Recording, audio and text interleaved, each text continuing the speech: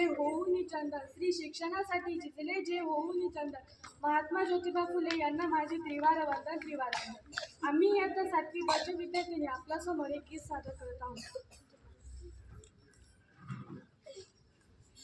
स्त्री जातीच्या मुक्तीसाठी